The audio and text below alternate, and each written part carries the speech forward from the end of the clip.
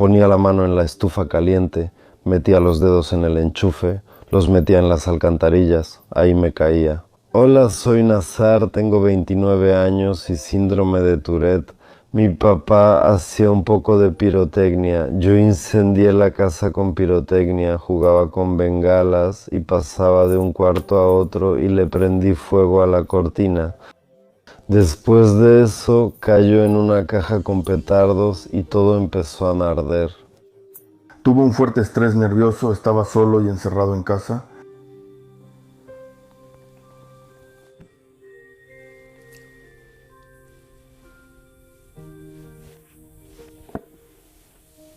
Difícil, así pasó que él estaba encerrado en la casa solo y bueno, lo dejó todo, bueno, todos lo dejaron a él. Quería salir, correr fuera de la casa, pero las puertas estaban cerradas.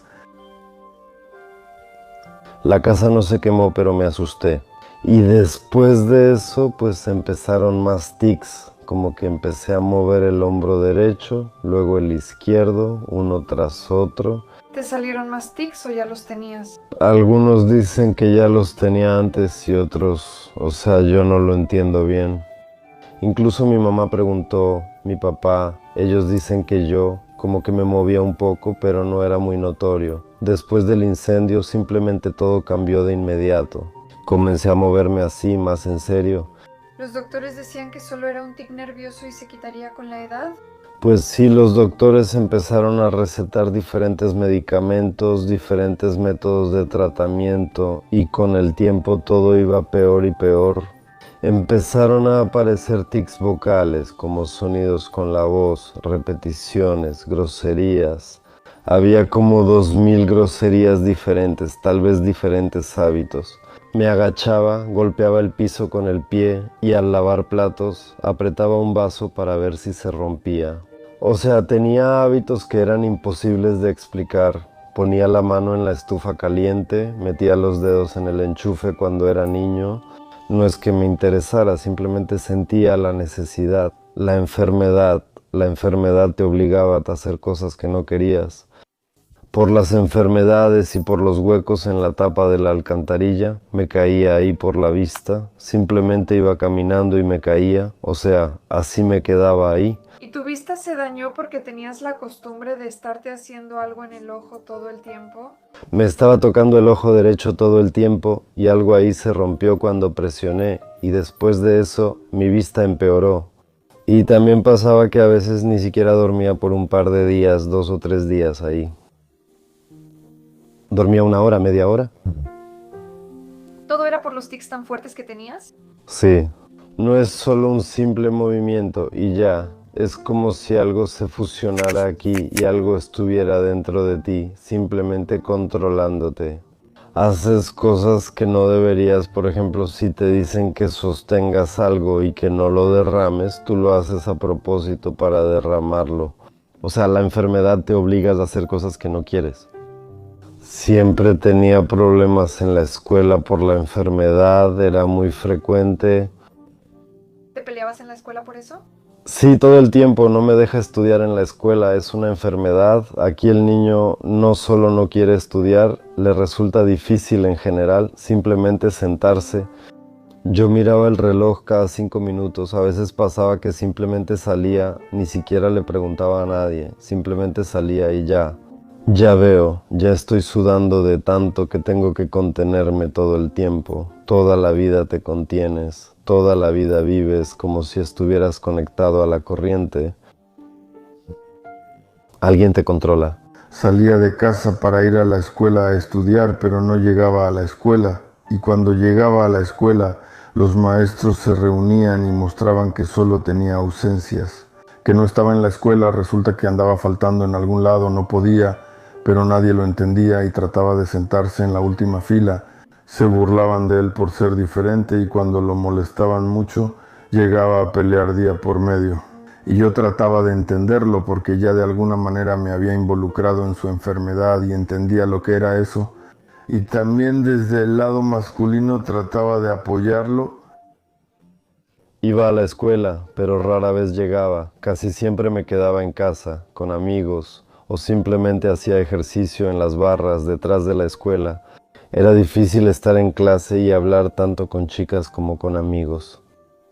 A veces simplemente no podía salir de la casa porque gritaba tanto que los vecinos me escuchaban, o sea, cerraba las ventanas. No entendía qué me pasaba, era como si algo se hubiera metido dentro de mí y hablara en mi lugar. Llamé a la ambulancia, vinieron a verme y dijeron que no conocían mi enfermedad. Muchas veces pensé en hacerme algo a mí mismo, porque sentía que no había salida. Es imposible vivir con esta enfermedad. Yo diría que, bueno, tal vez la primera etapa, la segunda tal vez todavía es posible, pero yo ya tenía probablemente la cuarta, la tercera llegaba hasta la cuarta. Mi papá me entendía más y le contaba más cosas. A mi mamá después solo le decía que fui con alguna señora. O probamos muchísimos tipos de medicina, me pusieron agujas, los doctores no podían darme un diagnóstico. La verdad yo solo lo encontré en internet, vi un video y entendí que era mi enfermedad. ¿Cuándo entendiste que tenías? Como a los 12, quizá 13. Los años más duros fueron a los 15, 16 y 17. Las peleas eran por la enfermedad, sobre todo en las combis. Alguien susurraba, mira cómo se mueve ese. Yo respondía, tú también te vas a mover así. Simplemente no me gustaba estar donde había mucha gente, no podía. Incluso cuando fui al mar, iba a la playa donde no había gente, porque me resultaba incómodo. Me molestaba que nadie entendiera ni pudiera ayudar. Nos cortábamos el cabello con la misma peluquera, la misma de siempre. Ella nos cortaba el cabello desde hace años. Ella me contaba que era difícil para él sentarse ahí, que cuando estaba en la silla se movía mucho. A veces incluso lo llegó a cortar sin querer porque tardaba mucho en cortarle el cabello, tratando de no lastimarlo.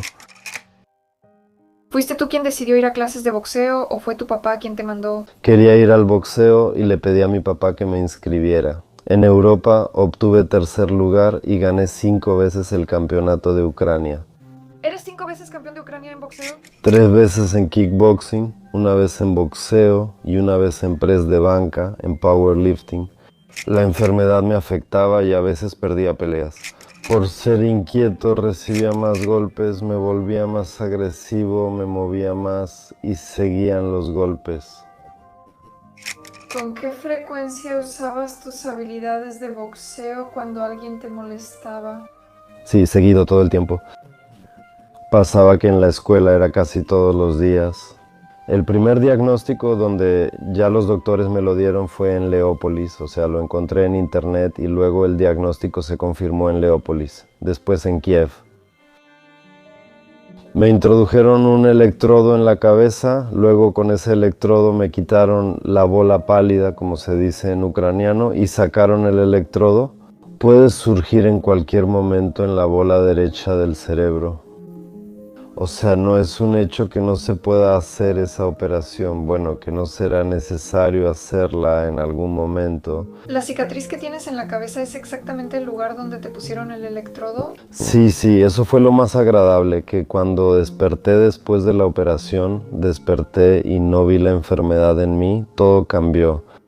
Después todavía se manifiesta un poco, pero ya no es lo mismo, se volvió mucho más fácil. Bueno, como digo, pasaron 3 meses y de inmediato empecé a sentir alivio, dejé de tener espasmos, ya empecé a controlar y los espasmos aquí en el medio se volvieron más leves. Bueno, todavía se siente la enfermedad como un 20% más o menos. Cuando lo recuerdo me dan espasmos, ya sea por nervios o por comer algo agradable. Cuando la hormona de la felicidad se eleva, la dopamina, empiezan los espasmos, cuando te ríes. O sea, ni siquiera podía reírme de niño porque subía el nivel de dopamina y empezaba a tener más espasmos. ¿Qué tics o hábitos aún tienes? Pues así, con la cabeza, el cuello, el hombro. A veces pasa que o simplemente hace frío o, por ejemplo, estoy parado en la calle, simplemente me puse muy nervioso, alguien me arruinó el ánimo y simplemente puede levantarse el brazo hacia arriba así como que empieza a quedarse en esa posición. Luego trato de hacer que vuelva a moverse. y la pierna se volvió muy sensible. Siempre hacía todo con la mano derecha, o sea, soy diestro, pero después de la operación empecé a hacer más cosas, incluso comer. Ahora a veces como con la mano izquierda, tuve que aprender a hacer todo con la mano izquierda. Estoy satisfecho y agradecido con el doctor que realizó la operación. ¿Y ahora necesitas algún tratamiento adicional? La vista me impide vivir, es como si vivieras con un ojo tapado. Ese es mi principal problema ahora.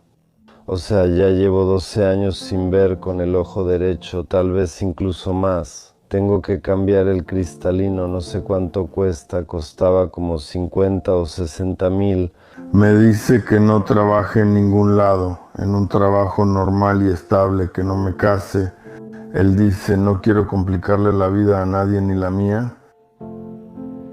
Se preocupaba por cómo estarían los niños con familiares y amigos. De alguna manera lo apoyamos y así es como vive, pero es difícil porque le cuesta estar en la sociedad. Y esa es la falta de comprensión de la gente. A veces él decía que no quería vivir. Como madre, ¿cómo es escuchar eso? Es lo más difícil. Pues sí. El síndrome de Tourette, no sé cómo explicarlo. Saben, dicen que tienes manos y pies, todo está bien, pero a veces pasa que digo que tengo manos y pies, pero no puedo ni llegar a la tienda.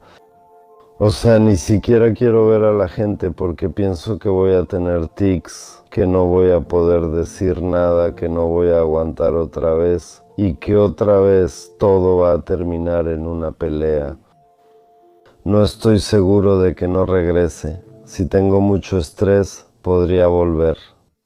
La enfermedad te obliga completamente a vivir de una manera que no quieres. Toda mi vida estuve enojado con los doctores porque no les interesa esta enfermedad.